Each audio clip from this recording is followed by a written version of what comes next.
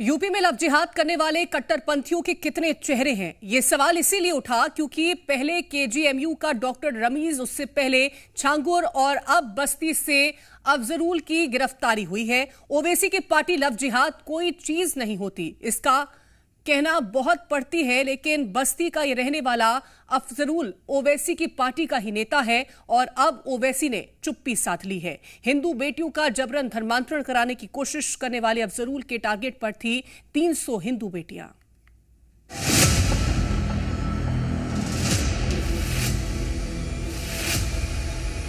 ये जो है इसका नाम अफजरुल है, जो हिंदू बन के बाकी सब लड़कियों को फंसाता है। ये वो पब्लिक लॉज है जहां पर वो लड़की को जो पीड़िता है उसको लेकर आया करता था। कतई जो है उसकी प्रवृत्ति अपराध की।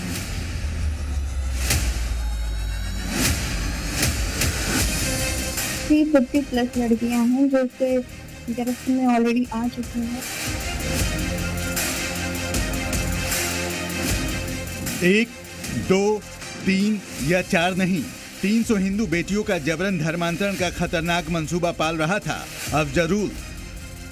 बहुत सारी लड़कियां हैं जिनके साथ इसने रेप करा है।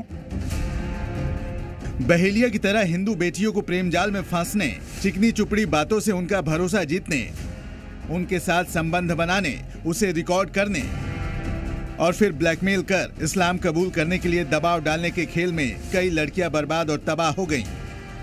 मुख्य कारण यही है लड़कियों को, हिंदू लड़कियों को फंसाने का, कि लड़कियां आए और उनको फंसा के उनको इस्लाम धर्म कबूल करें, जो लड़कियां कर लेती हैं।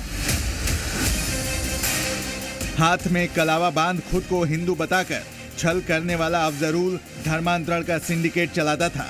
हिंदू बेटियों की जिंदगी के साथ खिलवाड़ करने वाला अफजरुल उन्हें नेपाल तक भेजता था, लेकिन वो ये समझने में नाकाम रहा कि योगी का राज है। लव जिहाद के नाम पर हमारी बेटियों के साथ जो खिलवाड़ किया जा रहा है।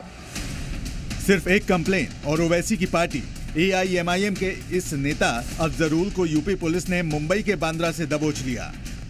उसके ऊपर पुराने भी कई सारे मुकदमे हैं और वो इस समय कोई एक पॉलिटिकल रूप से भी वो कहीं किसी विंग से वो जुड़ा हुआ है, अभी हम लोग को ज्ञात हुआ।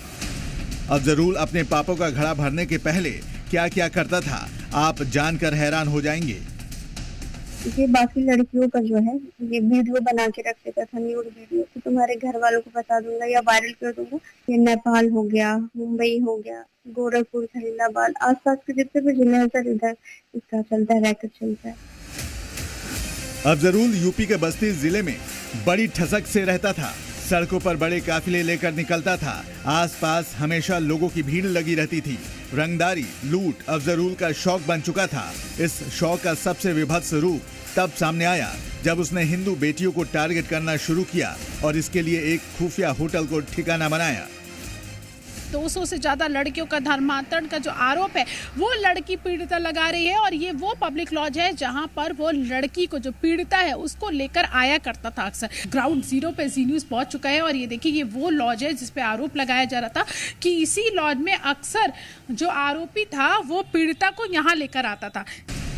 अफजरुल की कलई तब खुली जब इस हिंदू लड़की ने हिम्मत दिखाई और उसके खिलाफ शिकायत की, जिसके बाद अफजरुल समेत 8 आरोपियों पर रेप, ब्लैकमेल, ट्रैफिकिंग की धाराओं में FIR दर्ज हुई।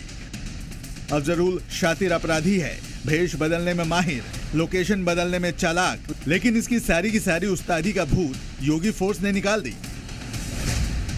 आज बस्ती का अफजरुल पकड़ा गया। कल KJMU के डॉक्टर रमीज मलिक और डॉक्टर अदील पकड़े गए थे।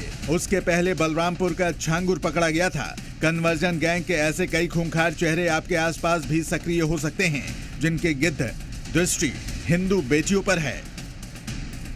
अफजरुल उर्फ प्रिंस की गिरफ्तारी के बाद अब यूपी पुलिस 2 सवालों के जवाब तलाश रही है।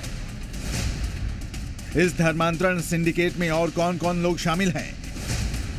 क्या बस्ती को लव जिहाद की बस्ती बनाने का प्लान था?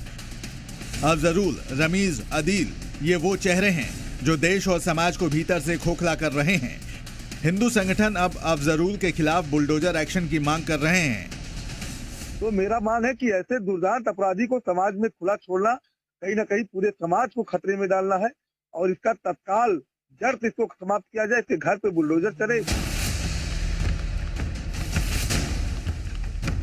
13 नंबर रूम नंबर है और इसी कमरे में कहा जा रहा है जो पीड़िता है वो आरोप लगा रही थी कि यहाँ अक्सर जो आरोपी है वो इसको इस कमरे में लेकर आता था। कैमरामैन गिरीश के साथ प्रीति श्रीवास्तव, जी मीडिया, बस्ती।